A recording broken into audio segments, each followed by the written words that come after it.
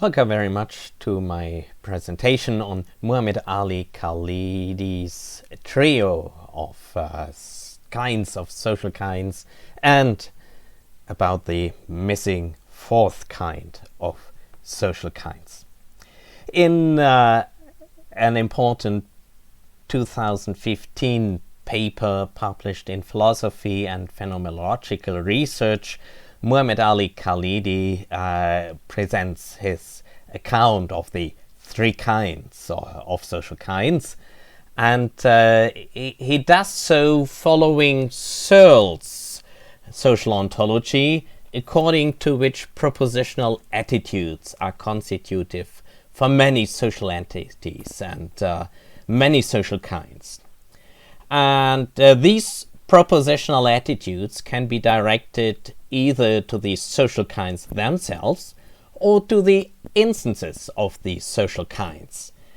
And also Khalidi claims there are three possible combinations of these, hence three kinds of social kinds. And the possible combinations are nicely shown in this table by Khalidi. The first kind of social kinds is such that first, the existence of the kind itself does not depend on our having propositional attitudes towards it, and second, the existence of the instances of the kind neither depend on our having propositional attitudes towards them.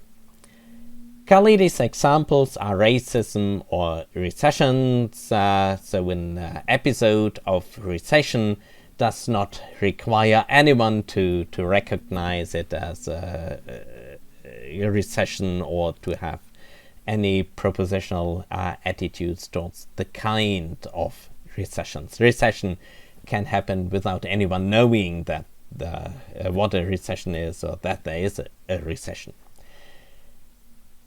The second kind of social kinds is such that the existence of the kind does depend on our having propositional attitudes towards it, but the existence of instances of the kind does not depend on our having propositional attitudes towards them.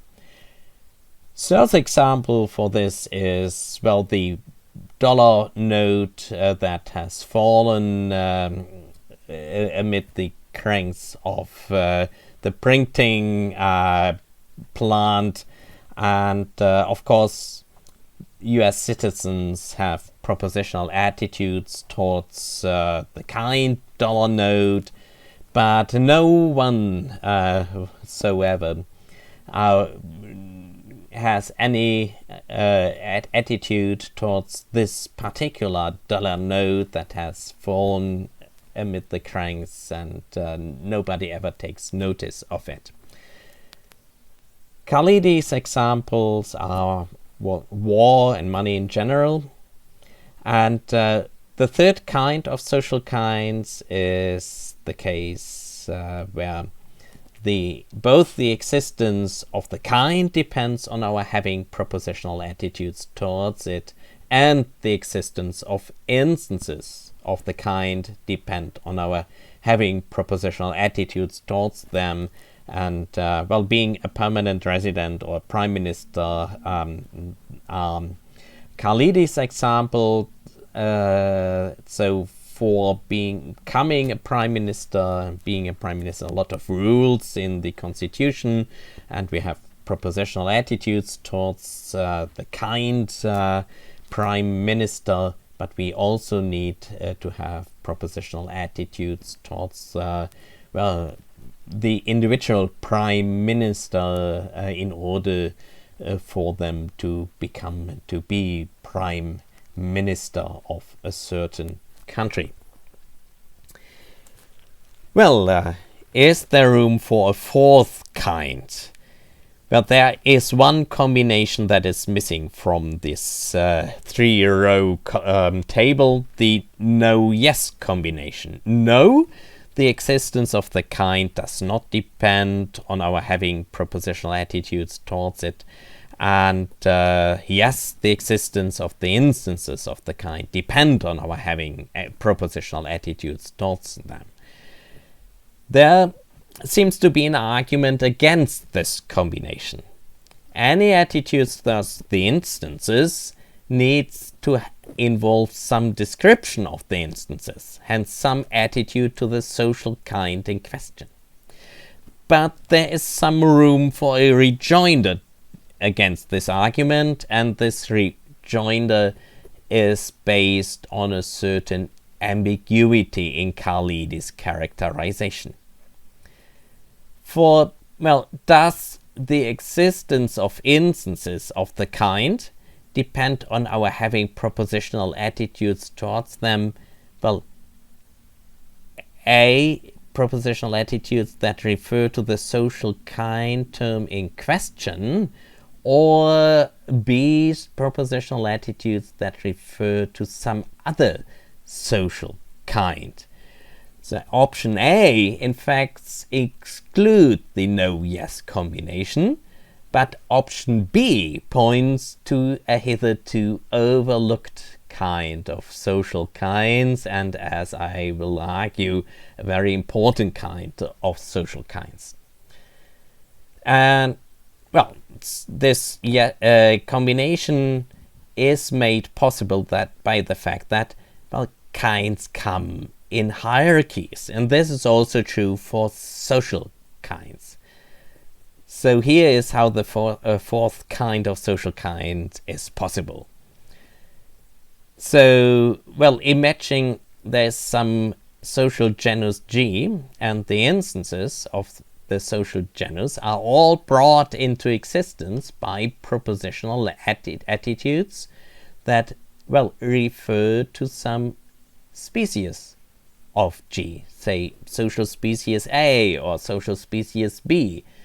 And then, well, the instances A1 and A2 of G, well, depend for their existence on us having propositional attitudes towards them, attitudes referring to the species A.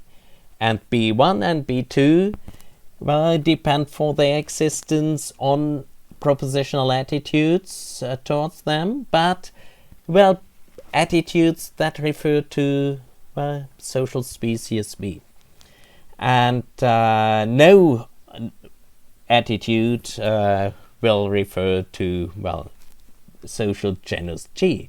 So the instances will rely for their existence on us having propositional attitudes towards them, but, well, the genus G is such that, well, we possibly, well, have no propositional attitudes towards it. At least it does not depend for its existence on us having such propositional attitudes towards it. Well, here are examples. Example 1, leadership. Well, the second half of the 20th century has seen a huge amount of leadership research. And if you look at any handbook on leadership research, like the Bass and Bass Handbook of Leadership, you will see that they talk about leadership only in, well, other cultures, in other historical epochs, like, well, leadership in the Bible, leadership in Plato's Republic. But, well, there is no term for leadership in the Bible. There's no term leader. There are prophets, judges, and kings, and no leader. No, well, there are leaders because prophets, judges, and kings are leaders. So leader seems to be the genus of prophets, judges, and kings. And also Plato does not talk about leaders. He talks about philosopher kings. So this is obviously another species of the social genus leader. So leadership is a typical research term projected on many real-life phenomena, historical or contemporary, which are possibly known by other names. It's a term that is able to fit to a transcultural phenomenon in virtually all historical epochs.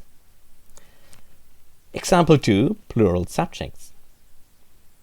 Well, plural subjects, that's a term coined by Margaret Gilbert.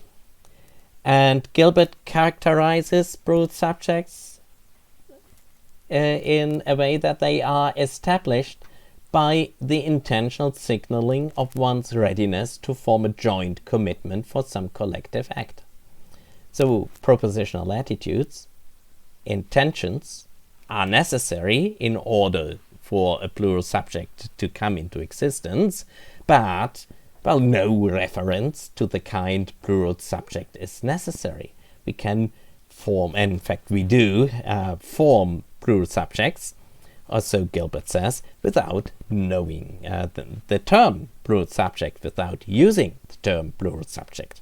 Plural subject is a highly abstract and general term, a technical term of social ontology, comprised again to coined again to comprise a lot of pre-existing social phenomena. Conclusion. Well, first, there is a fourth kind of social kinds. Second, fourth kind of social kinds is possible because kinds come in hierarchies. And third, the fourth kind of social kinds is important because it comprises highly general research topics and categories of social ontology. So thank you very much for your attention, and see you at the discussion session where I will be pleased to take your questions. Thank you very much and see you there.